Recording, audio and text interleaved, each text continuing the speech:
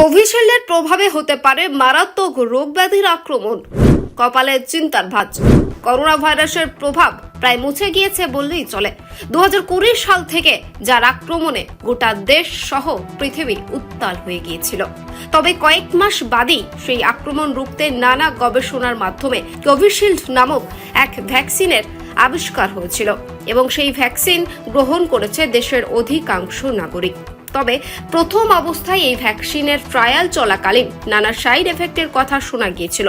আক্রান্ত হয়েছিল অনেক মানুষ স্নায়ুর অসুখে।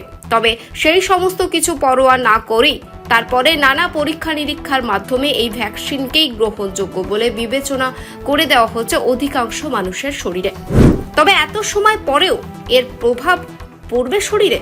জানা গিয়েছে ট্রায়াল চলাকালীন ব্রাজিলের শিরদাঁড়া সহ স্পাইনাল কর্ডের নানা সমস্যা দেখা গিয়েছিল কিছু রোগীর এবং সেই সমস্যা আবার ফিরে আসার একটা সম্ভাবনা দেখা দিয়েছে বলে গবেষকরা জানিয়েছেন। এছাড়াও ট্রায়াল চলাকালীন ব্রাজিলে এক স্বেচ্ছাসেবকের মৃত্যু ঘিরেও নানা সমস্যার সৃষ্টি হয়েছিল।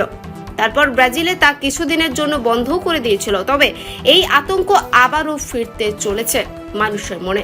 তবে এই মরণ রোগ করোনার বারবারন্ত যখন ভরসা জুগিয়েছিল এই ভ্যাকসিন, তখন এর পার্শ্ব প্রতিক্রিয়া এবং নানা ক্ষেত্রে ভাবনার সৃষ্টি করেছিল মানুষের মধ্যে। তবে জানা যাচ্ছে বিভিন্ন বয়সে মানুষের মধ্যে এর প্রভাব নানাভাবে পড়ছে।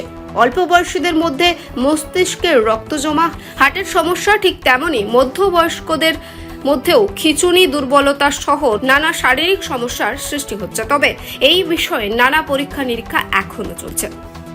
তবে অ্যাস্ট্রাজেনেকা নামক সংস্থা জানিয়েছে পুরোপুরিভাবে এই ভ্যাকসিন নিশ্চিত নয়।